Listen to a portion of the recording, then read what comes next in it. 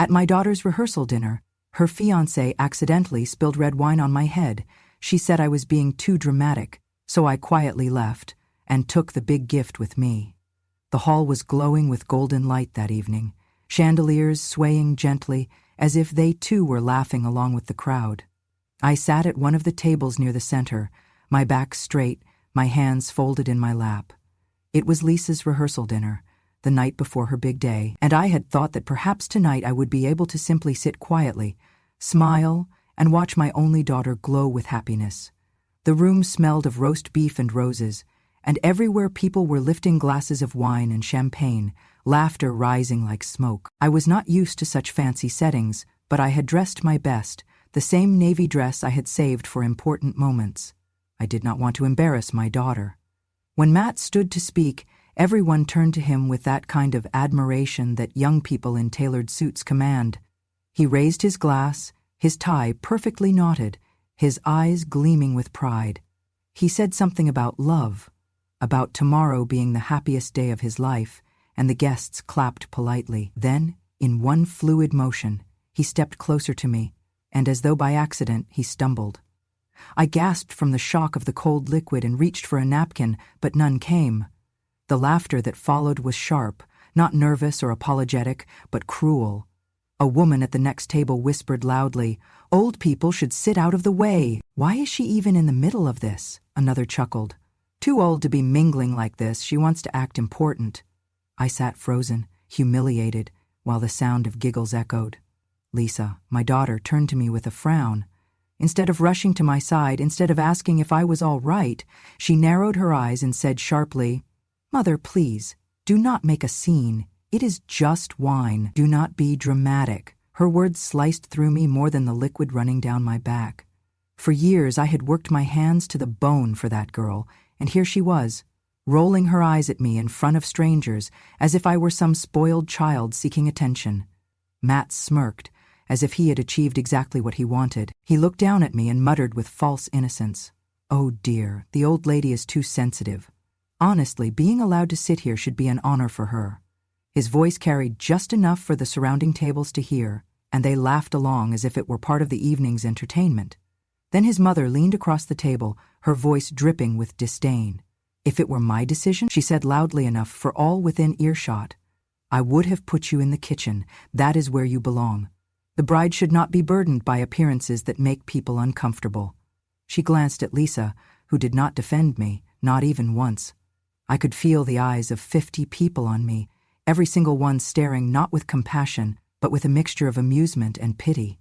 No one moved to help. No one handed me a napkin. No one said Matt should apologize. The wine clung to my scalp, dripping onto my shoulders, making me shiver under the air conditioning. The smell of it was sour and heavy, filling my nose with humiliation. I kept my hands folded, refusing to wipe my face in front of them. I would not give them that satisfaction. Inside, though, I burned. My chest tightened with every chuckle, every sneer, every cruel glance. I wanted to shout, to demand respect, to remind them of who I was and what I had done, but I bit my tongue. The silence was heavier than any words I could have spoken. My daughter looked away, embarrassed not by her fiancé's cruelty, but by the sight of her wet, humiliated mother sitting at the table like a fool. The waiter passed by and hesitated for a moment, his eyes meeting mine with a flicker of sympathy, but he kept moving when he caught Matt's glare. Even kindness was stifled here. But not everyone looked away. Behind the service counter, the young restaurant manager, a girl no older than my own daughter had once been, watched with quiet concern. She did not laugh. She did not sneer. When I finally stood to leave, she slipped a small folded napkin onto the edge of the table, her hand barely brushing mine. It was the only human gesture of dignity I received that night, so small most people would have missed it. I did not. I would remember her face. I realized at that moment that this was no accident, no clumsy misstep. This was a performance, and the audience was in on the joke. Someone at the far table called out, "Do not worry, she probably cannot taste anything anymore anyway." Another voice followed, "Maybe she should be grateful. Wine costs more than water." The laughter that followed was deafening. I sat there, drenched, my dignity stripped in front of my daughter and her future family. My heart pounded in my chest, not from rage alone, but from the deep ache of betrayal. I had given everything I had to Lisa, raised her on my back when the world turned its back on us, and here she was, siding with them, choosing their comfort over her own mother's dignity. The chandelier's crystals sparkled above me, mocking in their brilliance, while the stain on my dress spread deeper, darker. I felt the chill seep into my bones, but I did not shiver. I would not give them the satisfaction of seeing me shake. I simply sat there, quiet, enduring the sting of their laughter, the sting of my daughter's indifference, the sting of being treated as less than human. As the conversations picked back up, I realized no one had even bothered to address me. I had been reduced to a prop in their evening, an object of ridicule, a reminder of what they believed Lisa had outgrown. My heart was breaking, but my face remained calm. This was the moment. This was the beginning of something they would never see coming. While they laughed, I memorized every smirk, every word, every sneer. I let the humiliation sink into me, not as weakness, but as fuel. They thought I was nothing but a tired old woman, too sensitive, too dramatic. They thought I had no power, no voice.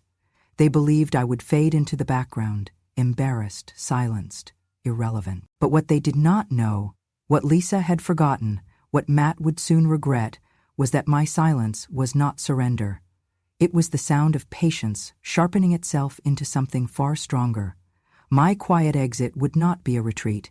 It would be the first step in showing them exactly who I was and reminding them that even an old woman, drenched in wine and ignored, could command the room in her own way. That night, as I sat soaked and shamed, my heart did not break. It hardened. The humiliation became a vow, and though none of them knew it yet, the rehearsal dinner that was supposed to be their triumph had already become the prologue of their undoing. When I think back on the years that led us here, I wonder how a daughter can forget so quickly the things her mother endured to raise her. I remember every hour I spent working 2, sometimes 3 jobs, my body aching and my eyes burning with fatigue, all so Lisa could have the kind of life I never had. While she slept peacefully in her bed, I was folding other people's laundry, scrubbing floors, and working late-night shifts at a convenience store, counting coins so she could have notebooks for school and a warm coat in the winter. I told myself that none of it mattered if it meant she would grow up proud, strong, and grateful. For a long time, I thought she was. I never remarried after her father passed away. His wedding ring sat in a small box on my dresser, the last piece of him I had. When the time came to plan Lisa's wedding, there were whispers, suggestions, even direct remarks from Matt's family that I should sell the ring to contribute more money to the celebration. Lisa, my own child, looked me in the eye and said, "Mom, it would mean a lot if you did something symbolic, something to show you're not holding on so tightly to the past." I told her gently that I could not part with that ring.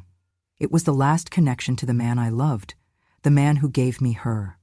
Her response cut me to the bone. "You're being stingy. Matt's parents say you're being selfish. You could help us so much, but you just want to cling to old junk." Yet only a week later she came to me with a contract, asking me to put the studio deposit for her wedding photos under my name because my credit was better. Suddenly I was not stingy anymore. I was useful. I signed because she was my daughter, but in her tone I heard no gratitude, only expectation, as if my entire purpose was to open my wallet when asked. The same thing happened with the car.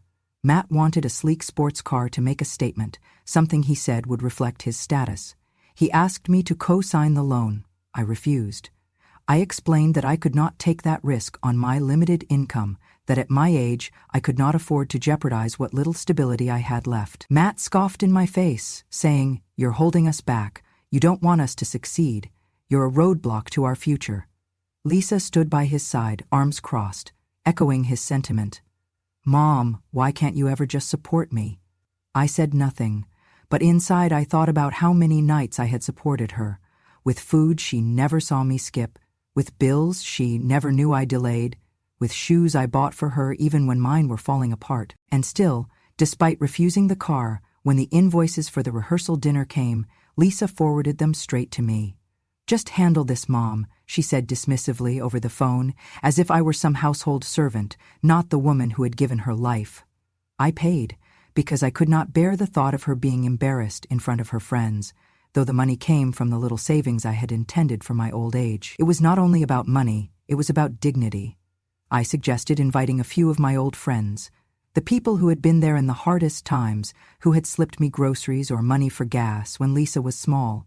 They were part of our survival story, and I wanted them to share in her joy. Lisa's reaction stunned me. "Mom, no, I don't want those kinds of people at my wedding. They don't fit the image. This is not some charity dinner. You'll ruin the atmosphere." Her words struck like blows. Those kinds of people, that was her way of talking about the very souls who had kept us alive. But nothing compared to the small, almost invisible betrayals that accumulated over the years. When Lisa was a little girl, she used to wear the sweaters I knit for her with such pride. She would tug at her friends' sleeves on the playground and say, "Look, my mom made this just for me."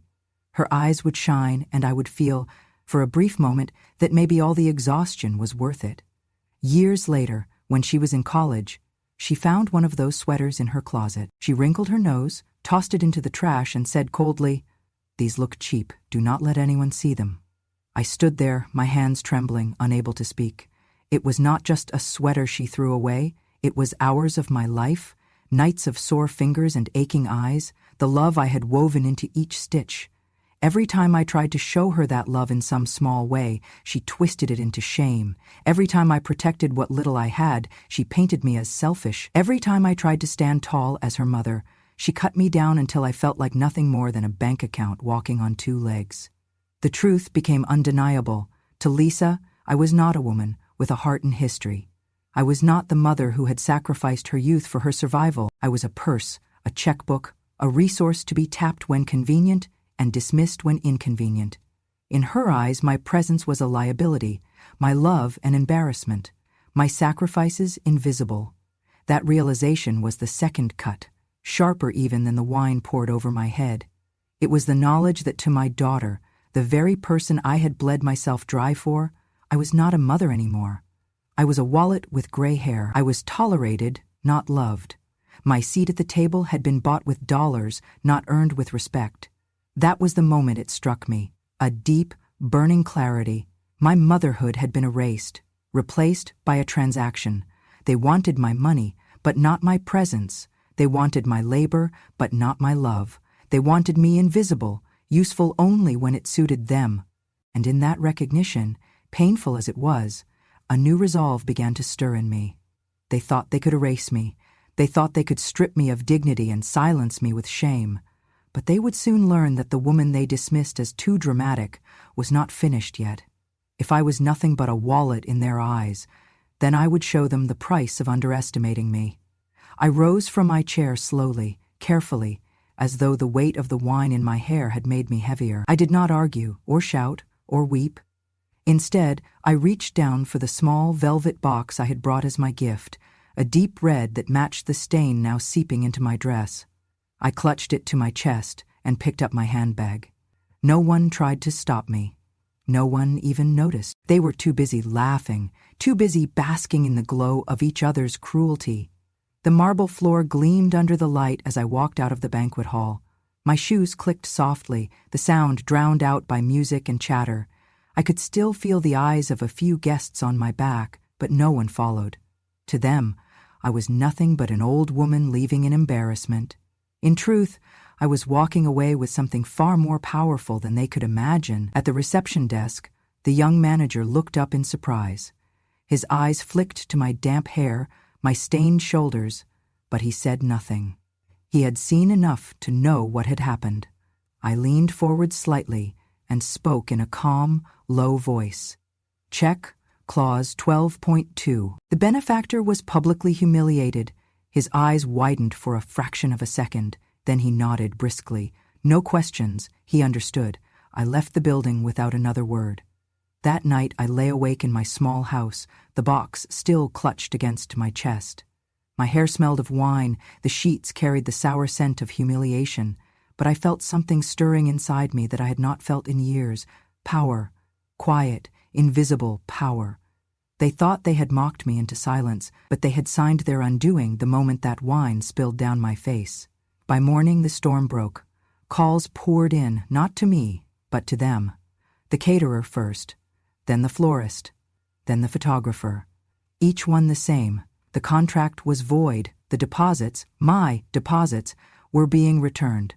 Clause 12.2 of every agreement was clear. If the primary benefactor was publicly insulted, the services would be cancelled immediately, with all funds refunded to me. I imagined the panic on Lisa's face when she realized. I pictured Matt's fury when he discovered that the wedding he had boasted about, the wedding he wanted to flaunt like a trophy, had crumbled in less than a day. The news spread like fire through dry grass. One by one, every pillar of their carefully planned spectacle fell. The venue withdrew. The band sent a curt email. The photography studio delivered a copy of the signed contract with my name at the top, circled in bold. I did not answer the phone when Lisa called. I let it ring, her name flashing again and again, until at last the messages came through. Her voice was shrill with panic. "Mom, what did you do? You cannot do this. You are ruining everything." A second message followed, Matt's voice breaking with rage. "You crazy old hag. You think you can humiliate me? You've just destroyed your daughter's life. No wonder nobody respects you." Later, when I finally did see them, it was everything I had imagined, and more. Matt was pacing, his face red, his tie loosened as though even fabric could not restrain his fury. He pointed a shaking finger at Lisa and shouted, "Your mother is insane? Stupid! I should have known she would ruin this. And you cannot even control her." Lisa, my beautiful daughter, the child I had carried and protected, turned to me with eyes filled not with compassion, but with venom. "Mom," she said through clenched teeth, "how could you? Are you really so bitter that you would try to sabotage me? Do you want to destroy the happiest day of my life?" I stood there silently, watching as they unraveled. For years I had been their quiet support, the invisible backbone of Lisa's every success. And now, with one sentence at a front desk, I had pulled away the foundation of their glittering illusion. They thought my silence was weakness. They were wrong. In less than 24 hours, their perfect wedding had collapsed into chaos. The grand affair they had dreamed of, the one that was supposed to cement Matt's status and Lisa's pride, was gone, stripped away not with shouting, not with threats, but with the quiet execution of a clause they never even bothered to read. That was the first crack in their empire, and as I looked at their red, furious faces, I realized I felt no guilt, no sorrow, only clarity. This was not revenge. This was justice. This was dignity reclaiming its rightful place. The rehearsal dinner had ended with me soaked in red wine and laughter. The very next morning it was their turn to drown, and the night before the wedding had become the night their carefully curated world fell apart. The collapse had only begun. The morning after the contracts collapsed, while Lisa and Matt were scrambling to salvage what remained of their wedding, another blow arrived. One they could not sweep away with money or apologies. The young waiter from the rehearsal dinner, the only soul in that room who had dared to offer me even a shred of kindness, had quietly recorded the moment the wine spilled. His phone caught the details that everyone else chose to ignore. Matt, smirking as he approached, the deliberate pause, the slight tilt of the glass, and the unmistakable satisfaction in his eyes as the wine cascaded over my head. For a moment, before feigning his stumble, Matt had even looked sideways at his friends and winked. It was not clumsy chance. It was cruelty staged for laughs. The waiter, disgusted by what he witnessed, uploaded the clip into a private group that included some of the staff and, unfortunately for Matt, a few distant relatives who had attended the dinner. Within hours, it spread. First cousins, then uncles, then grandparents saw the evidence. By noon it had crossed into the wider family chat, bouncing from phone to phone, carried by disbelief and whispers of shame. When Matt's mother saw it, her face drained of color. She had laughed along that night, of course, but laughter is easy when no proof lingers. Now, there it was, frozen forever.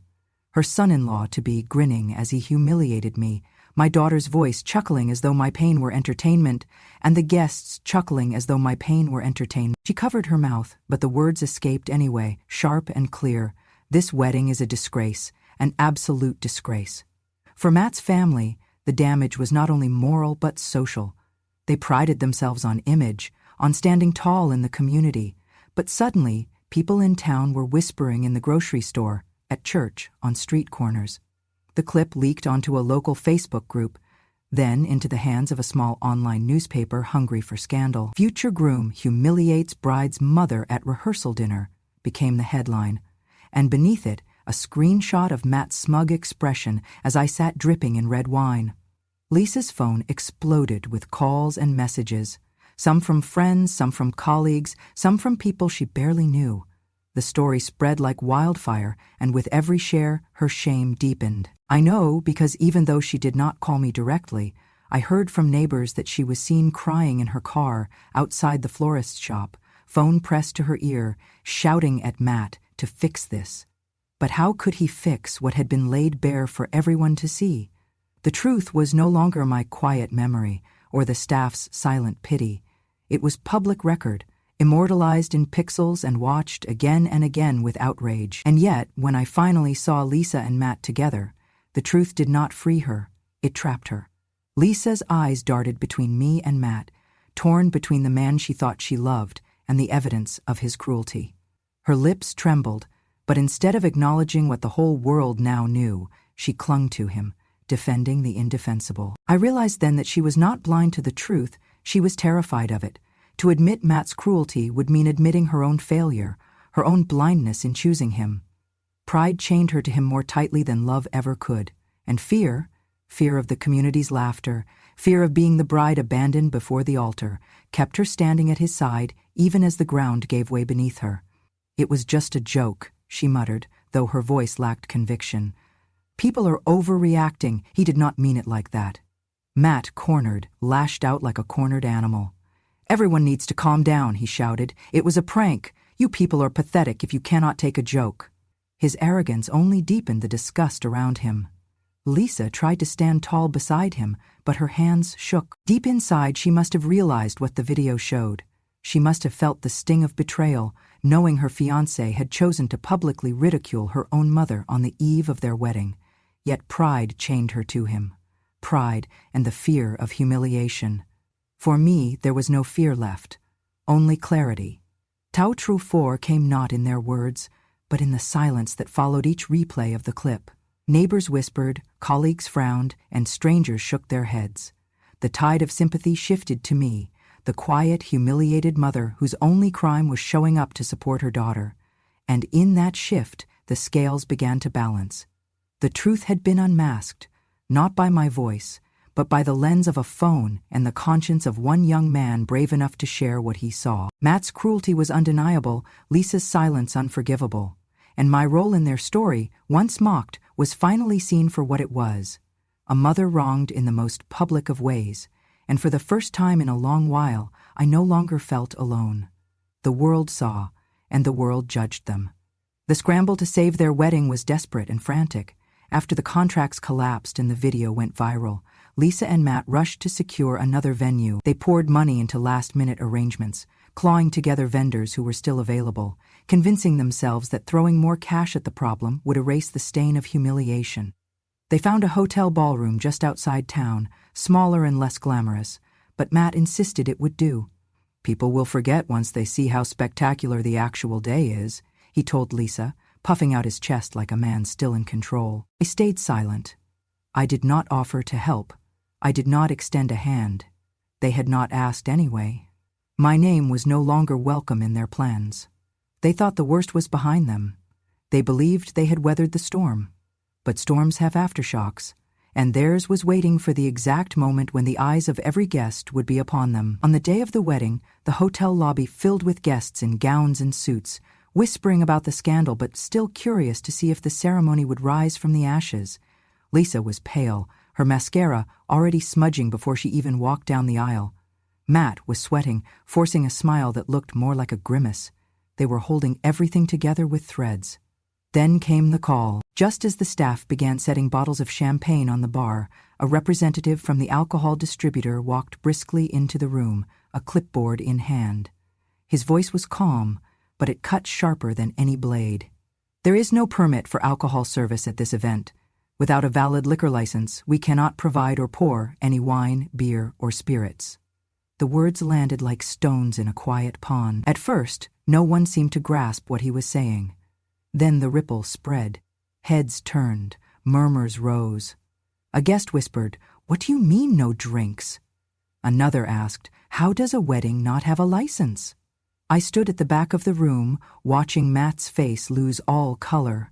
He knew exactly what it meant, because tucked inside that velvet box he had seen me carry out of the rehearsal dinner was not jewelry, not money, but the completed file for the liquor license transfer. That was my intended gift. A permit, already approved, ready to be placed in his name, the key to his dream of opening a bar with Lisa after the wedding.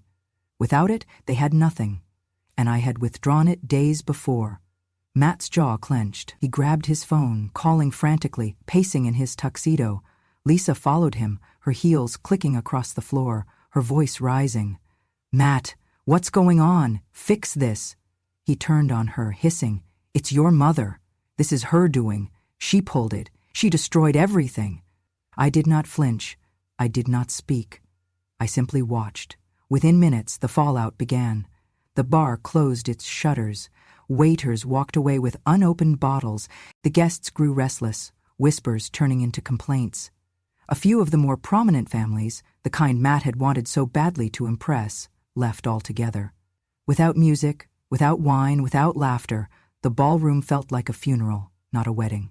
Then came the press. A photographer from the local paper had already been circling, waiting to document their comeback wedding. Instead, his camera caught Lisa in tears, mascara running, clutching her bouquet as though it could keep her from collapsing. He snapped Matt mid-rage, shouting into his phone, his fist clenched so tightly that his knuckles went white. The next morning, those photographs were plastered across social media. "No liquor license for groom's big day," blared one headline. Another was crueler, from toast to tragedy, the wedding that couldn't serve wine. Even Matt's family, who had stood by him through scandal, began to retreat. His mother, who once mocked me, now whispered to her relatives, "The bride's family brings nothing but bad luck. This union is cursed." The same woman who had sneered that I should sit in the kitchen now pointed her finger at Lisa, claiming she had brought shame into their household. Lisa's eyes met mine once across the ballroom, red and swollen, filled with a desperation I had never seen before. For a brief moment, I thought she might run to me, collapse into my arms and admit the truth. But instead, she turned back toward Matt, still clinging to him as if holding on would somehow undo the disaster unraveling before her, and so the spectacle reached its peak. The grand wedding that was supposed to be their victory had become their downfall. Not in whispers, not in rumors, but in the most public way possible, with guests walking out, newspapers snapping photos, and the entire town shaking its head. Tro 5. Their celebration ended not with vows of joy, but with humiliation broadcast for all to see. The wine they had poured on me at the rehearsal dinner had come back to drown them on their wedding day. I never intended to keep everything for myself. I had never lived for wealth or for power. All my life, the little I had went to Lisa. Even now, even after the humiliation, the betrayal, and the scorn, I could not imagine hoarding what I had left. But I could choose differently. I could choose to give my gift, not to the ungrateful, but to someone who had shown me a small act of humanity when no one else had. That person was the young woman who had slipped me a napkin on the night of the rehearsal dinner. She had not laughed with the others. She had not turned her eyes away. She had simply placed the folded cloth in my hand, her touch light, her expression gentle, as though she understood what no one else did, that kindness costs nothing and dignity should never be denied. Her name was Caroline. She managed the restaurant with a seriousness beyond her years, working double shifts to keep her staff in line, always moving, always tired, but never unkind. A week after the wedding collapsed, I asked her to meet me at a small cafe in town. She looked nervous, probably assuming I wanted to discuss the refund of my deposit. Instead, I slid an envelope across the table. Inside were two things: the signed transfer for the liquor license and a bank slip for a modest but meaningful sum of money. She stared at them, her eyes wide, her mouth slightly open. "Mrs. Layla, I don't understand," she stammered. "You were the only one who saw me as a person that night," I told her. "The only one who thought I deserved a shred of dignity. You didn't know me, but you offered kindness. I would rather see these go to someone who values people more than image, someone who will build something honest." Her hands trembled as she held the papers. Tears welled in her eyes. "I don't know what to say." Say nothing, I replied softly. Just build something good. And she did. 1 month later, the little downtown street where old shops had closed their doors now had a new sign above a refurbished brick building, the Velvet Oak, a small bar, cozy but elegant, with polished wood counters and warm lighting that drew people in from the chilly Massachusetts evenings. I had invested quietly, not for profit, but for purpose. My name was not on the door, but my fingerprints were in every detail. On opening night, Caroline stood behind the counter, dressed in black and white, her hair pulled back neatly. She raised a glass to the packed room of neighbors, friends, and curious townsfolk who had heard whispers about the new place. There's someone I need to thank, she began, her voice steady though her eyes glistened. This bar would not exist without the generosity of a woman many of you already know. She is not just an investor, she is the reason I believed this was possible. Mrs. Layla, would you please stand? All heads turned toward me. I had chosen a seat near the back, hoping to remain unnoticed, but the applause carried me forward. Slowly I rose, my cheeks warm, my heart tight in my chest.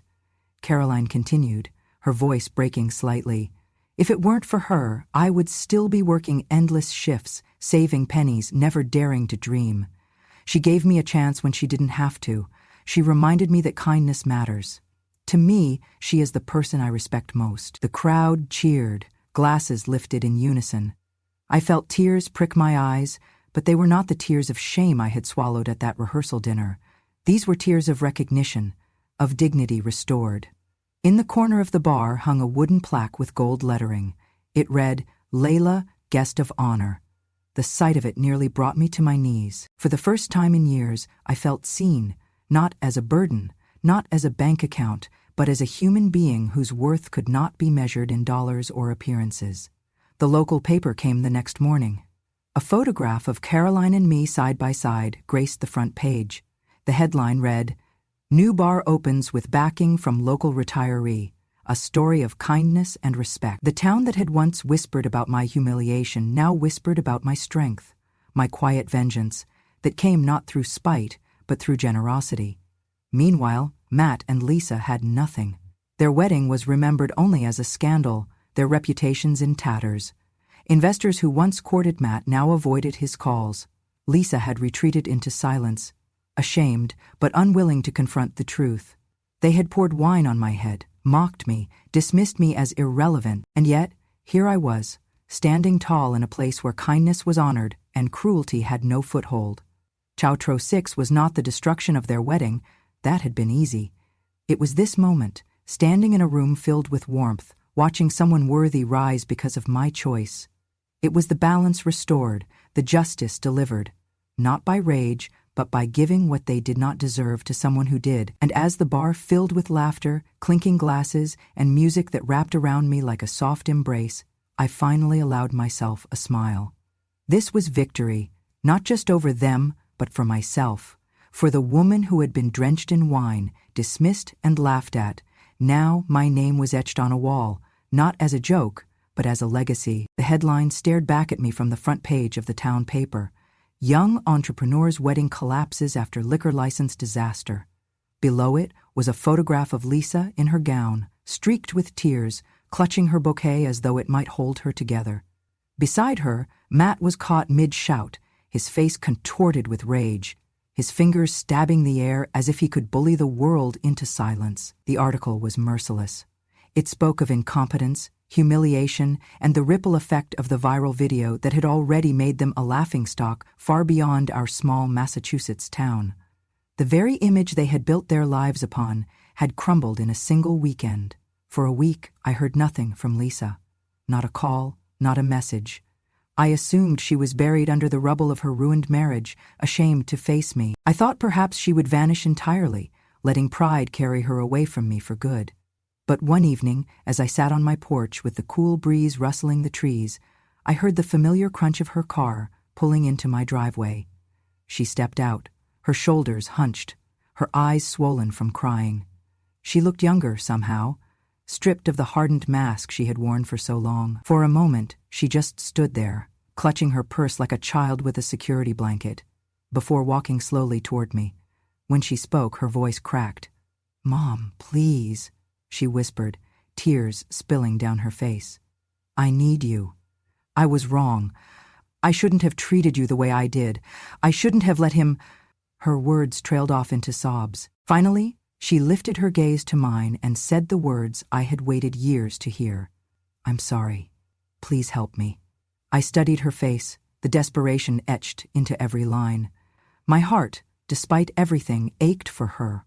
She was still my daughter, still the little girl who once ran to me with scraped knees and bright eyes, but the wounds she had inflicted were not the kind that healed with time alone. This was not about comforting her. It was about teaching her the weight of her choices. I rose slowly, went inside, and returned with a single sheet of paper. I laid it on the small table between us, the ink bold and clear. She blinked at it, confused, then looked up at me. This is what it will take, I said, my voice steady. If you want to repair what you've broken, if you want me to believe you again, these are the terms. She picked up the paper with trembling hands and read. A public apology to me, your mother, for the disrespect, the mockery, and the betrayal.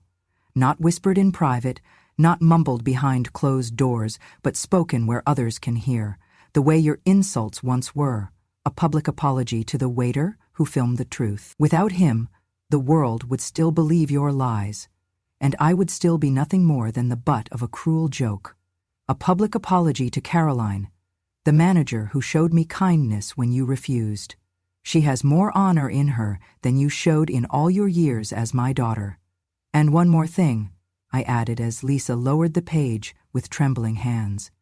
You will begin family therapy. Not for me. For you, to understand what it means to carry another person's sacrifices instead of dismissing them. To learn how to see me as more than a wallet with gray hair. Her lips quivered, her tears dripping onto the paper. Mom, that's humiliating. No, I said firmly. That's accountability. The same kind of public accountability I endured while sitting in that banquet hall, with wine dripping down my hair, with laughter clawing at my dignity. If you want forgiveness, it begins with humility. For a long moment, she said nothing. The silence stretched between us, heavy and raw. At last, she nodded, pressing the paper to her chest as if it were both a punishment and a lifeline. I did not embrace her. I did not rush to soothe her tears. Those days were gone. Instead, I returned to my chair and let her stand there, caught between shame and the first steps toward redemption. I had not shut the door entirely. I had left her a path back to me, but it was narrow, steep, and paved with the humility she had spent years refusing to show. If she chose to walk it, she might find her way home again. If not, then she would live with the consequences of her pride. That evening, after she left, I sat alone on the porch as the sun slipped behind the trees. The cicadas sang, the wind whispered through the leaves, and for the first time in a long while, I felt peace. Justice had been served, not through shouting, not through vengeance, but through truth, exposure, and the demand for respect. Lisa had come back to me broken, and perhaps one day she would rise with grace. But whether she did or not, I knew this. I had reclaimed my dignity. I had shown them all that silence is not weakness. Sometimes silence is the sharpest blade of all. The evenings in Massachusetts have a way of wrapping themselves around you like a quiet hymn. That night, after all the storms had passed, after Lisa's tears and Matt's rage had faded into memory, I sat alone on my porch as the wind whispered through the trees. The boards beneath my rocking chair creaked with each gentle sway, the sound familiar, steady, almost like a heartbeat. The sky above me burned in shades of amber and violet, the kind of sunset that makes even the most battered soul pause and breathe. The air was crisp, carrying the scent of pine from the woods beyond my yard. My silver hair caught the light of the sinking sun, strands glowing gold, as though the years of sacrifice had finally been gilded by time itself. I rested my trembling hands on the arms of the chair. They shook with age, with years of work, but they were steady in their purpose. For so long, those hands had folded laundry until the skin cracked, scrubbed floors until the knuckles bled, held Lisa through fevers and heartbreak. Tonight, they held only peace. I thought of her words at the rehearsal dinner, the ones that had cut deeper than the wine soaking my scalp. Mom, do not be dramatic.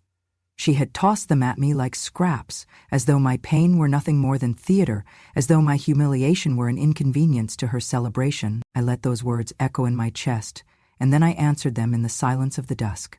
You said I was dramatic, Lisa. But it was you who turned your life into a tragedy. It was you who forgot who carried you when the world wanted to drop you. It was you who chose to side with cruelty instead of kindness. The porch light flickered on as the shadows stretched longer, moths dancing against the glow. I leaned back, letting the chair cradle me as I looked at the horizon. For years I had believed that justice required shouting, that one had to fight loudly to be heard.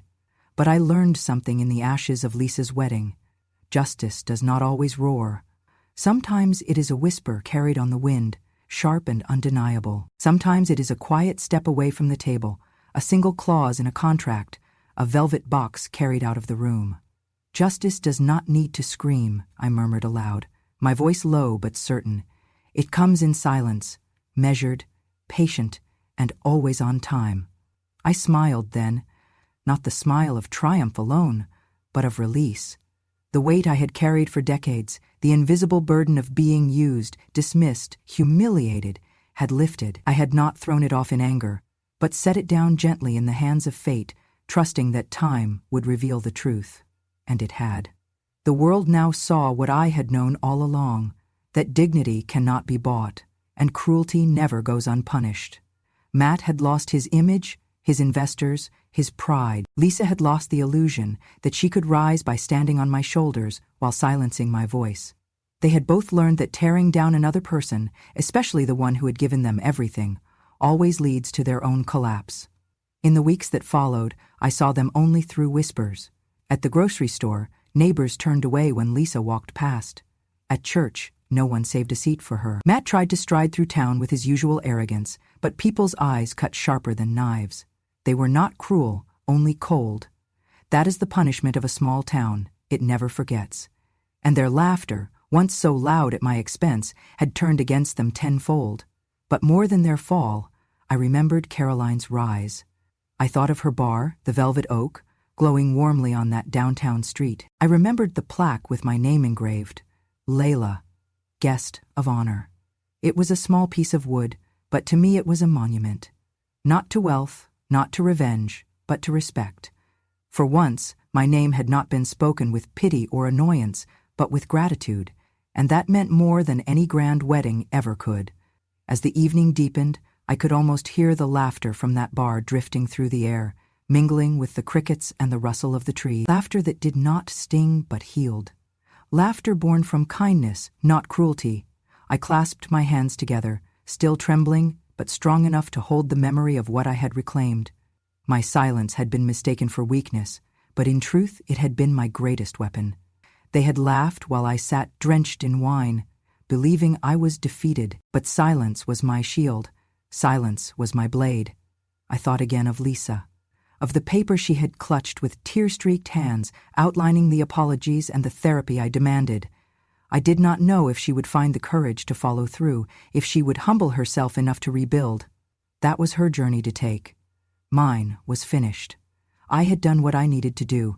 I had drawn the line and reminded her that being my daughter was not an entitlement. It was a privilege. The cicadas sang louder as night fell, a chorus of resilience. The rocking chair groaned beneath me, steady as ever. My chest rose and fell with calm breaths, no longer heavy with the weight of betrayal. For the first time in years, I was free. I lifted my gaze to the first star that appeared in the indigo sky and whispered softly, "They thought they silenced me. But silence is not absence. Silence is power." And as the cool wind brushed my cheeks, I let the corners of my mouth turn upward. A smile, not wide, not boastful, but firm and knowing. In that moment, I understood fully the quiet strength of an old mother. Ignored and underestimated is the most enduring power of all. They had laughed at me. They had mocked me.